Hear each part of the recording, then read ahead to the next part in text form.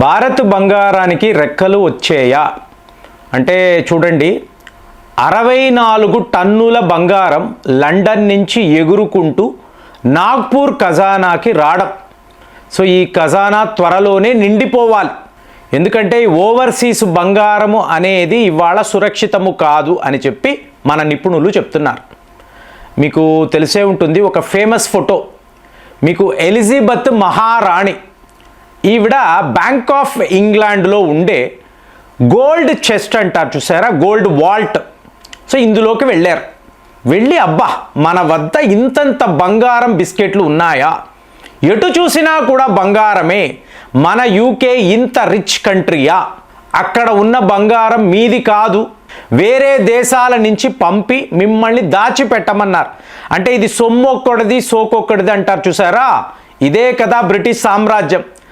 ఆవిడ ఆ ఊహలో ఉండేవారు. కానీ అక్కడ ఉండే బంగారము వాళ్ళ దేశానికి సంబంధించింది కాదండి, ఎన్నో దేశాలు. ఇవాళ నేను 64 టన్నుల బంగారం అంటున్నాను. అంటే మార్చి 2025 నుంచి సెప్టెంబర్ 2025 వరకు మనము బ్యాంక్ ఆఫ్ ఇంగ్లాండ్ నుంచి తిరిగి తీసుకువచ్చిన బంగారం. సో వరుస పెట్టి ఈ ప్రక్రియను మనం చేస్తూనే వస్తున్నాం, రిజర్వ్ బ్యాంక్ ఆఫ్ ఇండియా. సరే, మనమే ఇలా ఎందుకు చెయ్యాలి అంటే అలా కాదండి. ఇవాళ ఈ వెస్టర్న్ దేశాల మీద మనకు ఉండే నమ్మకం, రష్యా యుక్రెయిన్ యుద్ధము అనండి, అలాగే మీకు ఆఫ్ఘనిస్తాన్లో తాలిబాన్ పాలన, మీకు అమెరికా వాడు ఆఫ్ఘనిస్తాన్ బంగారాన్ని ఫ్రీజ్ చేసిన విధానం. సో ఇదంతా చూసినప్పుడు ఏంటి, ఎనీ టైం ఇప్పుడు వాడు ఏం మాట్లాడతాడు, మీకు ఫైనాన్షియల్ వార్ఫేర్ అంటున్నాడు, టారిఫ్ వార్. ట్రంప్ వచ్చిన తరువాత టారిఫ్ వార్ అనబడే మాటలు మనం ఎక్కువ వింటున్నాం కదా, ఇంతకుముందు లేదు కదా. ఇప్పుడు ఒక దేశం ఇంకొక దేశం మీద ట్యాక్స్ విధిస్తుంది, వాళ్ళ ఫారిన్ పాలసీ, ఎకనామిక్ పాలసీ. కానీ దీన్ని యుద్ధముగా ట్రంప్ అభివర్ణించడం ఇదే ప్రమాదం. కాబట్టి ఏ ఒక దేశము కూడా మీకు ఇంకొక దేశంలో, అంటే దీన్నే ఓవర్సీస్ గోల్డ్ అంటారు. ఇప్పుడు ఇది ఎలా ఉంటుందంటే, మీకు ఒక లోన్ కావాలి లేదా ఒక బాండ్ కావాలి అన్నప్పుడు మీ బంగారం ఆ దేశంలో ఉన్నప్పుడు ఫాస్ట్గా ఈ ట్రాన్సాక్షన్స్ జరిగిపోతాయి. అదే మీ దేశంలో బంగారము ఉంది అనుకోండి, దీనిని మీరు మార్టిగేజ్ చెయ్యాలి అంటే ఇంటర్నేషనల్ మార్కెట్లో ఒక పెద్ద తతంగం. కాబట్టి ప్రతి దేశము కూడా తమ బంగారాన్ని ఒక యూకేలోనో అమెరికాలోనో ఇంకా కొన్ని దేశాలైతే చైనాలో ఇలా నిలవలగా ఉంచాలి అని అనుకుంటారు. ఇవాళ మనం ఏం మాట్లాడుతున్నాము, బంగారం రిజర్వ్స్ పెరుగుతూ ఉండాలి, డాలర్ రిజర్వ్స్ తగ్గుతూ ఉండాలి, డీడాలరైజేషన్ అని మాట్లాడుతున్నాం. సో ఈ ప్రక్రియలో రష్యా, భారత్, చైనా ఒకలాంటి మీకు పాలసీని అనుకరించడం, ఇదే నాకైతే ఆశ్చర్యంగా ఉంది. మరి షాంఘాయ్ కోఆపరేషన్ ఆర్గనైజేషన్లో వీళ్ళు కలిసిగట్టుగా ఈ నిర్ణయం తీసుకున్నారా, మనము ఎంత బంగారము కొనాలో కొందాము, ఈ అమెరికన్ డాలర్ని ఎంత అమ్మాలో అమ్మేద్దాము, అప్పుడు డీడాలరైజేషన్ అనేది ఈజీగా జరుగుతుంది. ఎందుకంటే యుఎస్ఏ యొక్క డాలర్ పడిపోతూ ఉంటుంది. ఆల్రెడీ చూసాము కదా, 50 ఏళ్లలో ఇంత డౌన్ఫాల్ ఎప్పుడు చూడలేదు. ఇవాళ వాళ్ళు చూస్తున్నారు 1973 తరువాత అని నిన్న మాట్లాడాం. సో ఈ పరిస్థితిలో మీరు చూశారు అనుకోండి, ఒక అన్సర్టెనిటీ అండి, ఎప్పుడు ఏం జరుగుతుందో తెలియదు, ఒక యుద్ధ వాతావరణము, ఏ దేశము ఎవరి మీద ఎప్పుడు ఎలాంటి యుద్ధము చేస్తారో నోబడీ నోస్. ఇలాంటి సిచ్యువేషన్లో మీ బంగారం ఇంకొక దేశంలో ఉండడం, bank of England, bank of international settlements అంటారు. సో ఇక్కడ మీ బంగారాన్ని ఉంచడం అనేది సురక్షితం కాదు.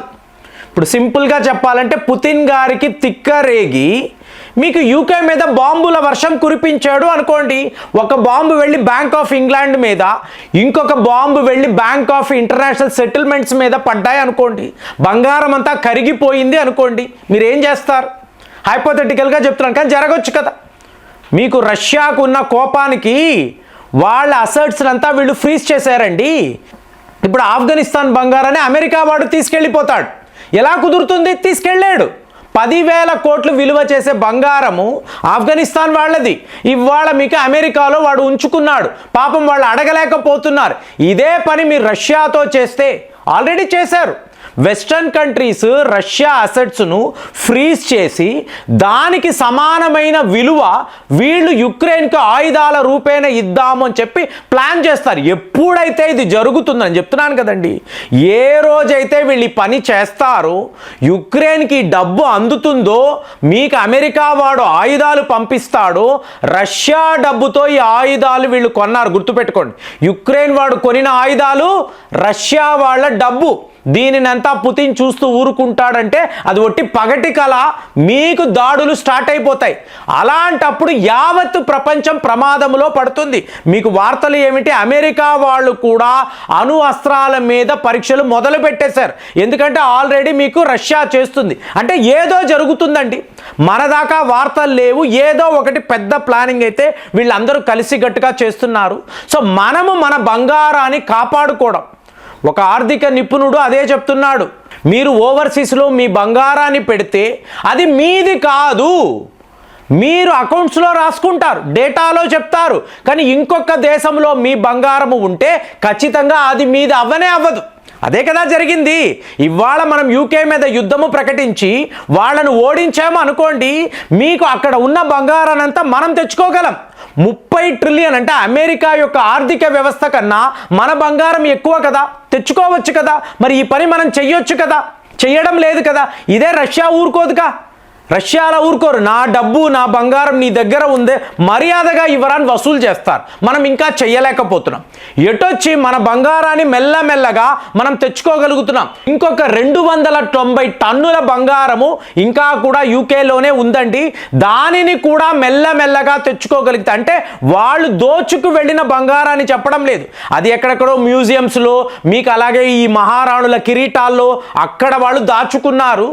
మనం అఫీషియల్గా దాచిపెట్టండి అని చెప్పి మన గోల్డ్ సెక్యూరిటీ కోసము యూకేలో ఉంచిన బంగారము ఇంకా 290 టన్నులు రావాలి. వాటిని కూడా తెచ్చుకొని ఇక్కడ నాగపూర్లో సురక్షితంగా పెట్టుకున్నాము అనుకోండి, మన బంగారం మన చేతిలో ఉంటుంది.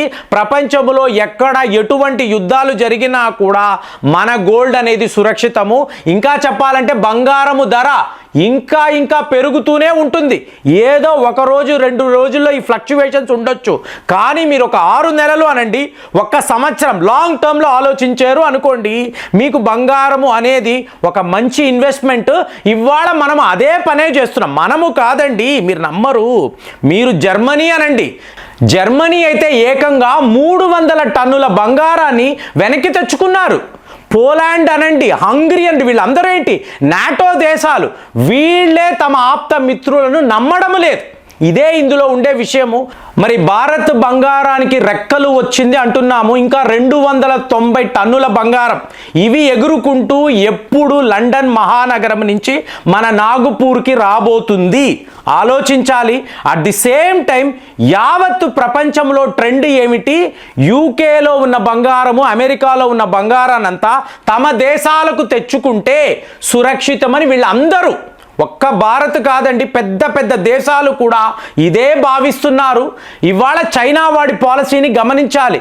10% మాత్రమే ఓవర్సీస్ గోల్డ్ అనేది ఉండాలి. వేరే దేశాలలో మన బంగారము 10% మాత్రమే ఉండాలని చెప్పి వాళ్ళు చెప్తున్నారు.